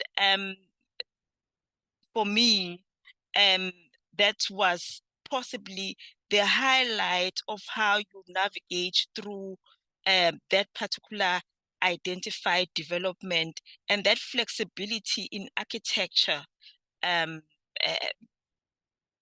is a learning curve for us. And perhaps a similar question would arise from me, because usually I mean, a South African city like ours, you've got you're guided by various legislation, municipal legislation, in terms of your time frames, your targets, and so forth. How do we navigate through when the system is such that it's flexible? How do we plan while we're not planning? But we still need to have some sort of guidelines without compromising ourselves in terms of perhaps what one would say in our language is non-delivery, or whatever form, in terms of not perhaps reaching your targets in a set time, or reaching a different target, because that also in our books might be, while it's something good, but by mere diversion. I mean, for us, I know in eThekwini, we so conscious of the Auditor General. You said you were going to do this and you don't do it, you do something else, you are in the red books. So in terms of how do we learn from each other in terms of navigating through that whole bureaucratic environment that we live in as city officials, and infusing it in us trying to be innovative in terms of how we develop and move with development moving forward. Yeah, that's my bit, Paul. Thank you. Thanks, Pakamila. I think you've given some good provocations and some calls for more peer engagement between cities, because I think it's really important to see how people are trying to engage, as you say, in the bureaucracies, how they're trying to get the funding to be sustainable. As the Alderman opened, a bit of troublemaking might be useful. So how do we do that well and help shift these cultures? So I'm going to put a pin in your questions for Alistair. And for Ashley on sustainability of funding, and for when we get to our discussion point. I'd like to do another Zoom shower and ask our colleagues online what similar or parallel programs do you know of that offer insights that could be shared here? So what should the team not overlook when thinking about gathering ideas and reflections from a broader set of projects in Cape Town and other cities?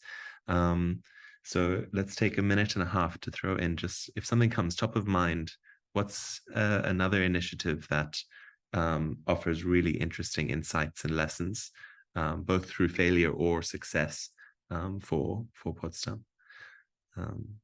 Take a minute and a bit. And when I say go, we can share.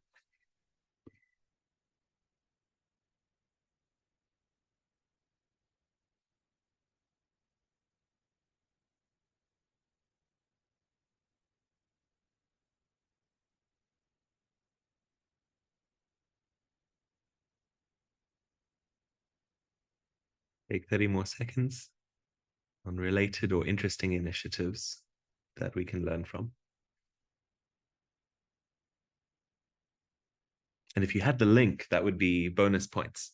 But otherwise, we'll follow up with you via email.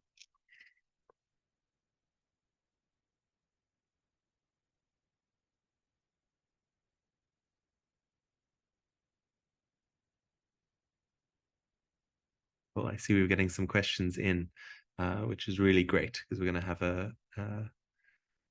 some minutes for some discussion.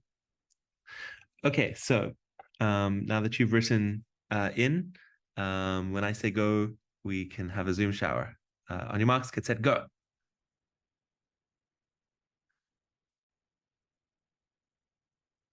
We've got 2 related initiatives, or some colleagues are writing long essays.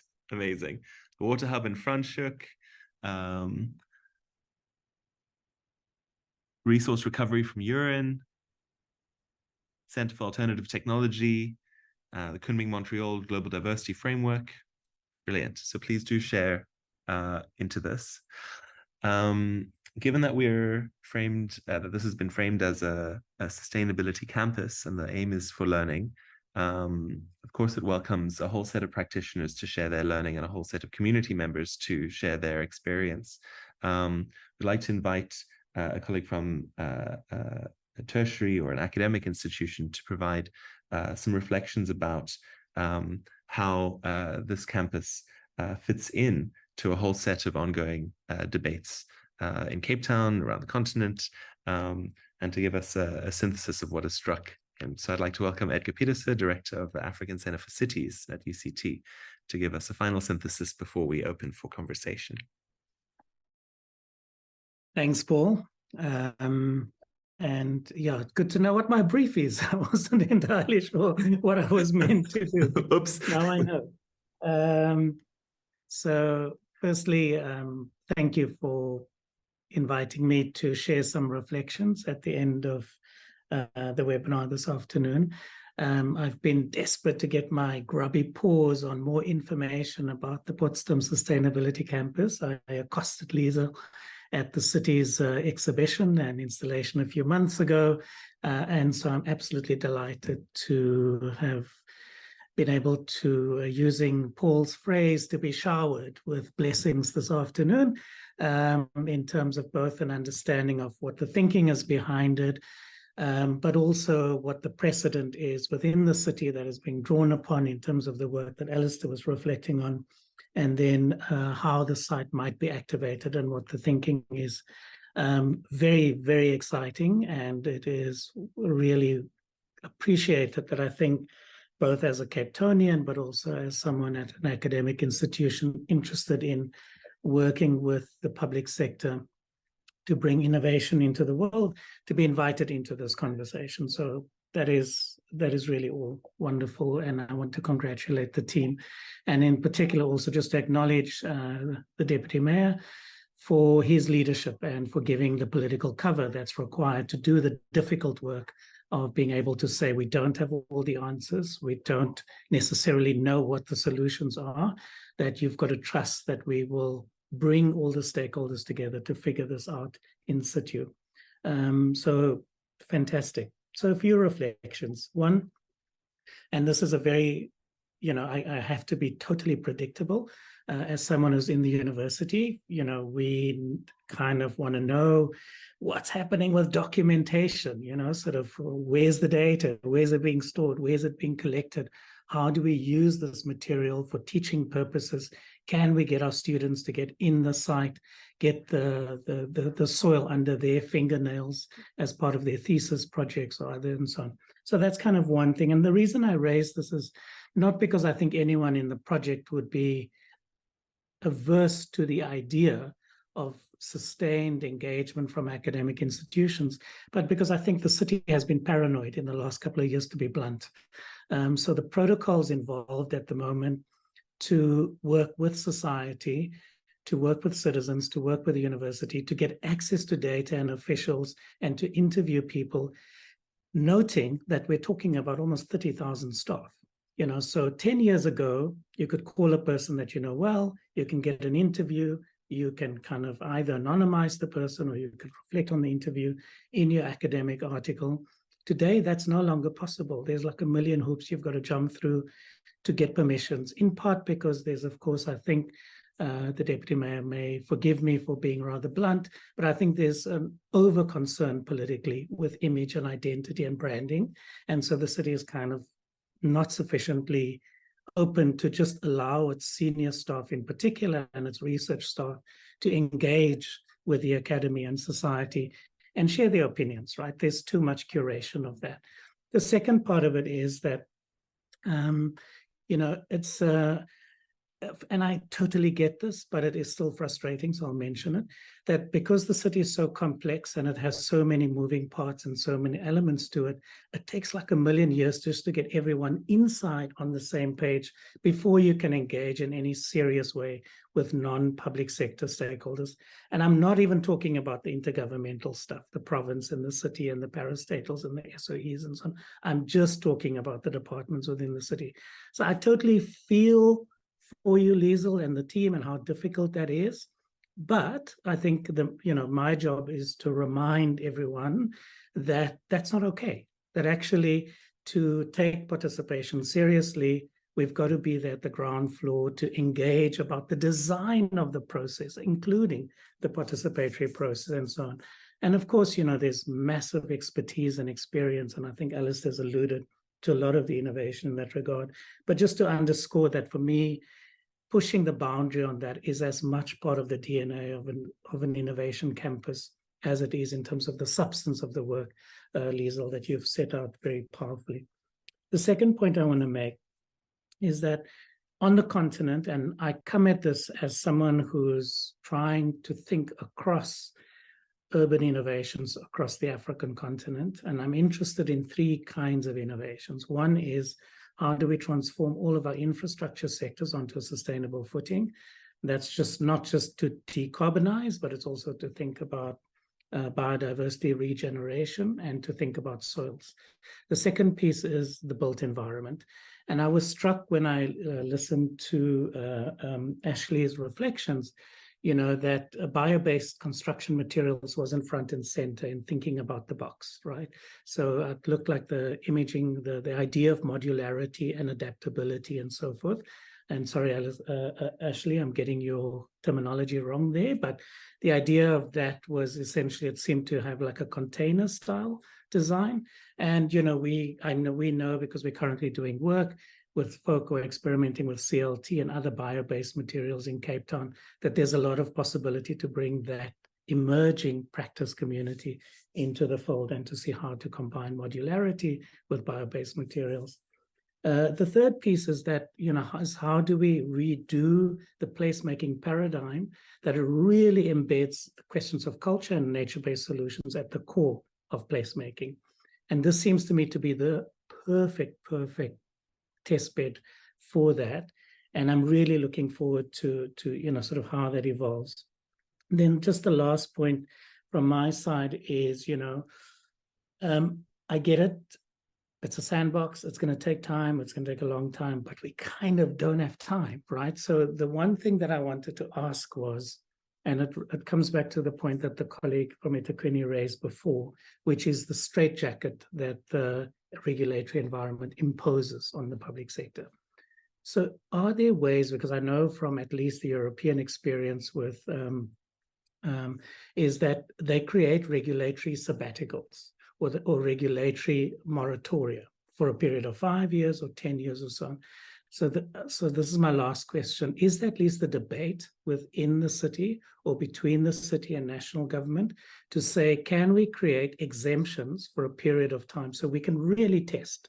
Because the truth of the matter is that you can't do the level of radicality in terms of your experimentation and testing if you remain confined by the regulatory environment as it exists today. That's just a fact. So you do need permission to test and experiment radically. And that's what a campus is all about. It's about free thinking. It's about, no boundaries and so on. So I'll stop there so that we have time for discussion, but those are some of your random thoughts based on Paul's brief. Thank you. Thank you very much, Edgar. I think you've given us a set of really fabulous provocations, again, about how to do this in the midst of an environment which sometimes is not so enabling. And so I mean, you've summarized your provocations. I'm not going to do so, but rather invite colleagues now, given our time. I'd like to invite, I think, 5, 6 people, seeing how quick we are, to share some comments and reflections. What struck you? And then we'll do a round of reflections from our presenter team, and then close with our Deputy Mayor. So feel free to raise a hand, turn on your video. Anything that struck you that is something that might be a barrier, should be something we take on. If there's a clarification question, being aware that this isn't necessarily our deep engagement. So don't read this as our final engagement. There'll be many more opportunities. But just initial impressions, if there's anything, be great to hear.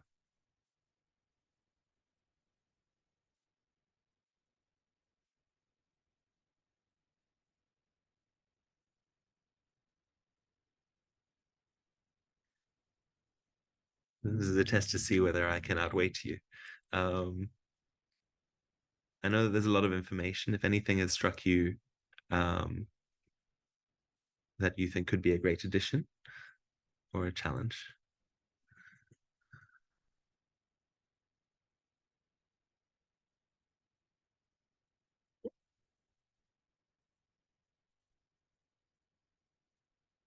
Can I make a comment? Hold on, Alistair. Am I allowed to? I'm gonna give you space to make a comment as well. You know, this is fabulous. Clearly, our presenters have delivered everything with such clarity that we know everything we're doing and we can just proceed. Wonderful. I'll give us another 30 seconds. If anyone has a burning idea or something they'd like to share. Yasmin, I see you. Yeah. Go for it. If I can go ahead, Paul, thank you so much. I've noticed there's no option to raise hands. So maybe the reason why you never got the opportunity is everybody's going, where do I raise my hand? Where do I raise my hand?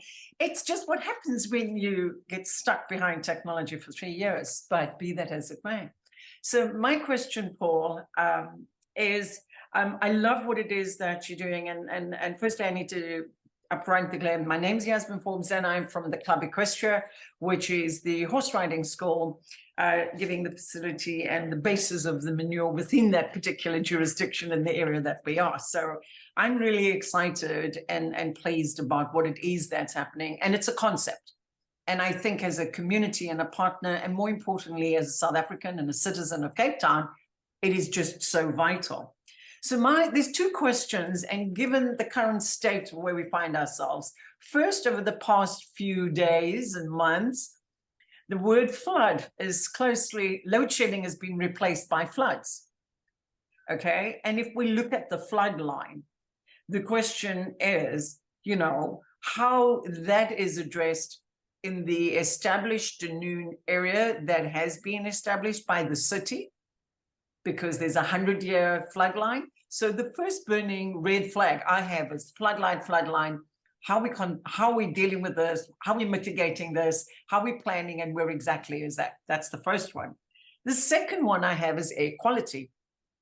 Now, I know the city had monitors of air quality emissions, you know, plotted all over the city, gathering data on emissions, but we're not going to find out the level of the data, you know, what's the integrity of the data, or is it 2023 or 2022 or maybe 2014? That's not the question. The fact that air emissions is important because we are in an area where you have sewage works. We also have a refinery. We also have lots of information on the level of chest and asthma within the Edgemead area, which is a resident. We also, you know, and the risk of the refinery, and also the international racing track, because they're not racing hydrogen cars, okay? They're not as yet, but we hope they might. So the question is, what are we doing with regards to the air quality in this particular area? And as much as we're looking at the focus on that region, I look at the city within the Blouberg and I ask, when we look at emissions, which is why I was asking regarding the global biodiversity framework, how are we countering those emissions? Because I don't see enough green.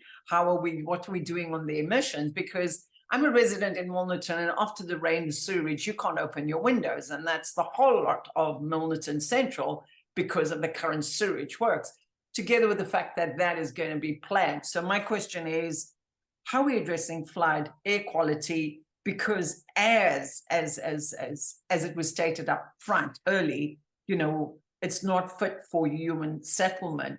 So what do we do when we walk around? Do we not breathe? And that's my concern. Okay. Thank you very much. Right. Two really important concerns and questions. Thank you so much. Yeah.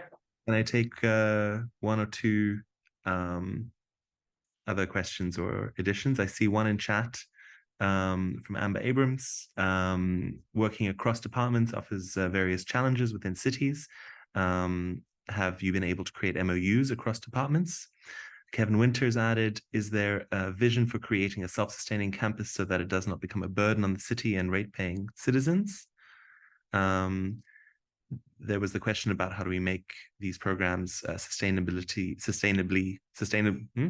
financially sustainable? Thank you. Any other, apologies if you can't raise hands.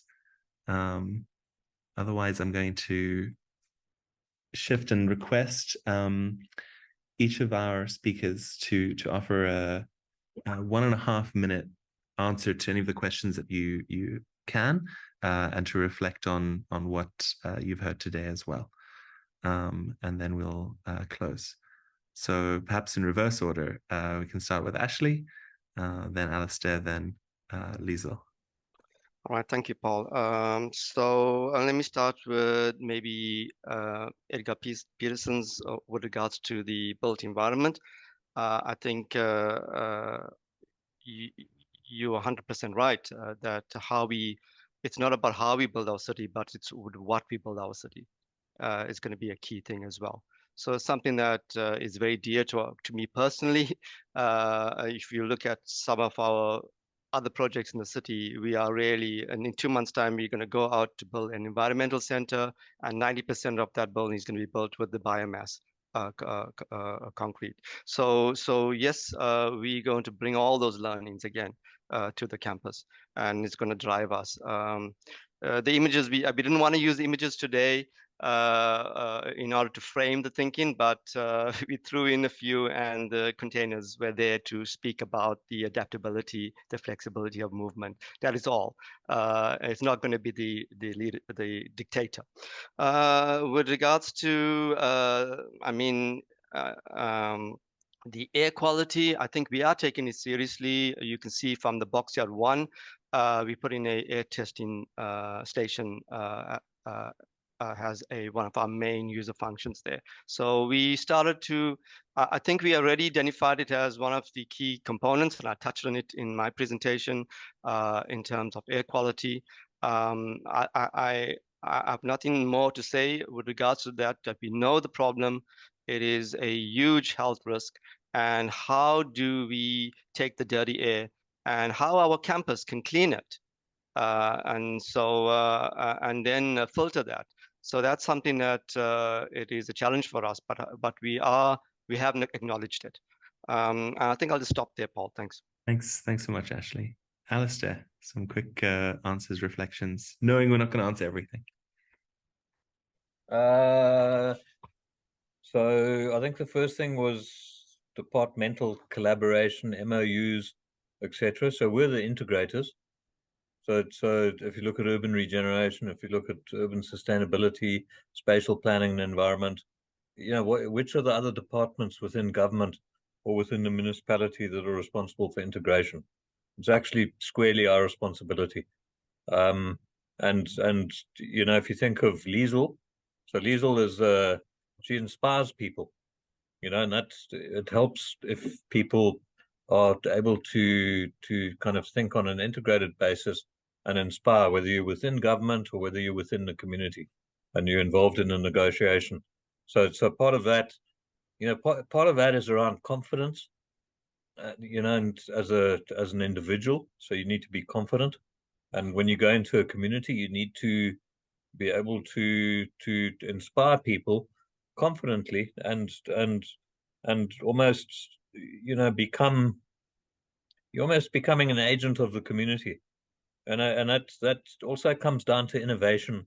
So the concept of innovation, and what people are saying is that it's difficult to work within government. There's too many rules and regulations, etc. So how do you ever do anything? Because everything's so compliance driven. We've allowed the compliance to to almost take control of everything we're doing. And obviously things go through cycles. So some people might argue that the compliance at the expense of working within communities. So we can't allow that to happen. You know, and the way I see it is, if you're forming these partnerships and the community is participating, and we've got negotiated solutions which we're implementing within areas, that's incredibly powerful. And there's very few people that would go against the flow if you've managed to get that type of investment going within the community. You know, it's in people's interest rather jump on board and become part of it than to become obstructive. So you know, from an innovation point of view, we need to be activists. So we have to be activists. It's our responsibility. We're being paid a lot of money in our salaries, you know, as professional planners and urban designers and engineers and facilitators, etc. And we are there to act not only as professionals within the organization, we're the agents of the community. So we're there to support the community and to assist them to start to realize a lot of their dreams and package it together with them and negotiate the solution. Some of the things which are proposed might not be possible, you know, but there's a lot of things which are possible. And the one thing which people don't realize is that the community has massive capability. And, you know, and it takes confidence to almost relinquish. So if you remember that slide that I showed, where we're trying to shift from government controlling everything to the community playing a more meaningful role with respect to planning, implementation, and management. So how do you start handing that over? So there's a lot of confidence and trust, and you need the relationship with the community in order to do that. You know, in order to do that, you've got to be an activist, and you need to be a liesel. So you need to be somebody who can inspire people, because if you're able to inspire people, that is half the battle which has been won. You know, and when you engage and you're leading the negotiation of a party and a partnership, you need to go there with a certain amount of authority, and that authority might fly in the face a little bit with respect to compliance. You know, and I'm probably a leading perpetrator when it comes to that within the city. So you're pushing the boundaries at all times, and you're being an activist, but you're doing it for the right reasons. You know, and so I think that's a very important thing. Thanks, Alistair. The internal act. Liesl, a closing reflection from yourself? Sure. I'll be quick and just say, I think we've got an opportunity here to look at an area that is giving us so many problems that it's stupid to not look at them all together in an integrated, localized, focused manner. These problems that's coming, climate change, whatever you want to call it, urbanization growth is just bigger than all of us. So it's going to take all of us to kind of come up with the answers and from the bottom up. So I'm just grateful that everybody's here. Thank you to ICLEI, to the partners, everybody here that takes sometimes those little dreams and make them real, because even Tabo is here from the champions in Dunoon. So we know we've got everybody, and it's only like that we're going to make it work. So thank you for that. I really appreciate this. Thank you so much. It's left to me to say thank you for letting me facilitate this conversation. And our discussants. Paul? Oh? Hi. Before you close, just a second. I don't know if you saw my message. Otherwise, if you saw the message, then I don't have to say nothing. We saw the message. We are harvesting the chat, all inputs. Thank you. But to put it into the air for those who haven't read, considering we're establishing a sustainability campus, we must focus on modeling which depicts actual processes in reality to ensure that young professionals and students have unforgettable experiences and are encouraged to do more in their respective futures. Thank you for the Thank you. Quickly. So thanks everyone for the inputs. Again, this is the beginning of a conversation. There'll be many more bilaterals, workshopping, of course, getting feet on ground and beginning that process with people who are actually in this space. More on that later. We will send the recordings and the presentations to everyone, as well as the emails for getting in touch with the team to share questions, concerns, critique, ideas, all welcome into that process. So please engage openly, willingly, excitedly, critically. So again, thank you to our discussants, Grace, Bagamila, and Edgar. I know that there are going to be further conversations about how these take place in other realms. Really lovely having you to share this broadly with wider audiences as well. I'd like to welcome back Alderman to close us off formally and share some reflections on the day. Paul, thank you so much. And thank you to all the participants here this afternoon. It is really inspiring to see the level of interest across different sectors, and really just quite inspiring to observe that. I had a good laugh when Alistair was assuming the leading role as the self-proclaimed perpetrator. And I think when I made the introductory remarks early on, I mentioned Liesl, Ashley, and Alistair really as team members who I've engaged with extensively for the last 13 years. I've been in the public sector, and they generally are pushing the envelope and just trying to have the right culture, and it will form the basis for us to move forward. But as I reflect on this discussion, I think if we look at what's happening in Dunoon, the quality of life there, and when you talk to a community like Dunoon about our shared future, about decisions that they need to make to ensure they're operating sustainably, whether it be just disposing of both your liquid and your solid waste in a sustainable manner, it is difficult to have that discussion or engagement without their buy-in, because their primary focus would be to ensure that their basic needs are met, food and shelter. And that is why the MERP methodology that Alistair spoke about is really so important for us, because we've seen it work in Lotus Park, in Wabisi Park. And when you incentivize communities like that and you pull them along and you focus, you sustain your focus on a shared future, you do have their buy-in. And of course, the protection of infrastructure is guaranteed, safer spaces are guaranteed, and the community themselves have access to other opportunities. But I think a very important point that Alistair also makes reference to this phrase, negotiating solutions with the community. And the fact that there's existing relations with the community, we've got one or two members present here in this engagement this afternoon, it really just underscores the importance of that. Nothing about us without us. And to negotiate to that starting point or whatever amendments we need to consider, that really is utmost important. But I think if you look at what Prof. Edgar was sharing on, in that the risk that you have as a bureaucratic institution and operating in silos, we recognize that as a risk, and the fact that you need to look at securing the necessary buy-in transversally across the city of Cape Town, because what is really important, Paul, is that it can't be business as usual. I think we've really moved along, and I recall remarks made by Kofi Annan, that he said at the IUCN conference that I attended last year. He made this remark and it stuck with me, and I came back and I'm saying, what do I need to do as the political principle? What reform should I pursue? And the remark that he made was, he said, we have a moment in time, but we don't have time.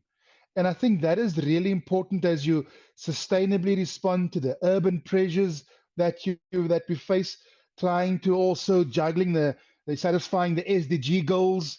All of that, it requires a Herculean effort from any organization to do that sustainably. But we are committed. We are absolutely committed. And all of these principles, where practically possible, it will eventually find its way into a key performance area of a directed into their respective business plans. And we will then also get all the internal teams here and to systematically chip away at that culture that we're trying to cultivate in the city between internal and external stakeholders. It is so important. It's the only way that we can make progress possible together. The public sector will not have all the resources, will not have all the answers, and we really need to engage with academia, the private sector, affected communities, and to solicit their input into our processes. And I don't know if all the participants are aware, But at the beginning, I think the first quarter of this calendar year, we've announced a stupid rule button where we are asking our team members, of course, internally, if there's any process that we need to change, that you think it's a stupid rule, unless there's a legal imperative, then that rule should be gone. Please bring it to our attention. And so we've done that, and it's really been interesting to see, what has come through. But again, it highlights that we've got we absolutely committed to ensuring a culture shift within the city of Cape Town, because we have to do more. We have to form more partnerships, sustainable partnerships. And I think that's what excites me ultimately about this engagement, just a range of interested stakeholders, responsible stakeholders, affected stakeholders who are in the room and are co-designing solutions for a particular community. And I think that's a good start. I'm happy to start there with everyone on the same page and knowing that we're moving in the right direction, because we know there are two types of people: those who support the vision and those who oppose the vision. And I think based on the input received here today, everyone is fully committed and fully behind the vision. And what further excites me, the fact that private sector participants here are also absolutely excited and inspired to be part of this very important conversation. So thank you to all the participants. Thank you to our team, Cape Town perpetrators, Ashley, as Alistair mentioned, and here we include Ashley and Liesel and most of the team Cape Town members present here, because that's the direction that we want to go. And we can't do it by ourselves. We need to hold hands close enough, long enough, tightly enough, so that we can achieve and satisfy our objectives that we've co-designed as a team. So thank you, Paul, again, for having us here together. Thank you so much for your wonderful words. Again, much appreciation to everyone. And with that, we'll be in touch. Look for the email. Enjoy the rest of your Thursday.